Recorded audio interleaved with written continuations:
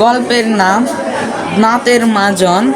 সৃষ্টিকর্তা সাদাকে কালো করার জন্য সৃষ্টি করেছেন ব্যাকটেরিয়া, পরিষ্কারকে অপরিষ্কার করার জন্য সৃষ্টি করেছেন ময়লা, সাদা দাঁতকে ময়লা করার জন্য সৃষ্টি করেছেন দাঁতের জীবাণু। সৃষ্টিকর্তা শুধু দাঁতের জীবাণু সৃষ্টি করেননি, দাঁতের জীবাণু ধ্বংস করার জন্য মানুষকে দিয়েছেন জ্ঞান, আর মানুষ জ্ঞানকে কাজে লাগিয়ে তৈরি করে বিভিন্ন ধরনের দাঁতের মাজন। প্রতিদিন দাঁতের জীবাণু এবং দাঁতের মাজনের মধ্যে দুইবার যুদ্ধ হয়। দাঁতের মাজন এর রাজার নাম নিমছাই, দাঁতের জীবাণুর রাজার নাম ব্যাকটেরিয়া। আজ মোটা দাঁতের মধ্যে দন্তযুদ্ধ রচিত হবে, কারণ মোটা 5 বছর পর দাঁতের মাজন ব্যবহার করছে।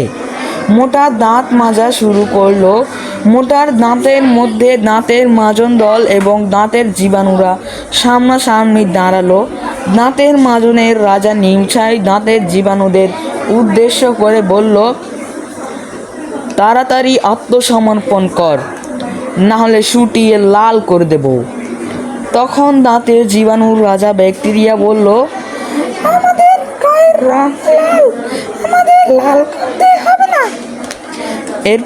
এরপর দাঁতের মাজন এবং দাঁতের জীবাণুর মধ্যে যুদ্ধ শুরু হয়ে গেল। যুদ্ধে দাঁতের মাজন এর রাজা নিমছাইয়ের পুত্র পেস্ট এর আঘাতে দাঁতের জীবাণুর রাজা ব্যাকটেরিয়া অক্কা পেল। যুদ্ধে দাঁতের মাজন দল জিতে গেল। তখন দাঁতের মাজন দল ছড়া কাটতে লাগলো, মোরা দাঁত মাজবো, দাঁত ঘষবো দাঁতের মাজন দিয়ে, ধ্বংস করব দাঁতের জীবাণুদের দাঁতের মাজন দিয়ে।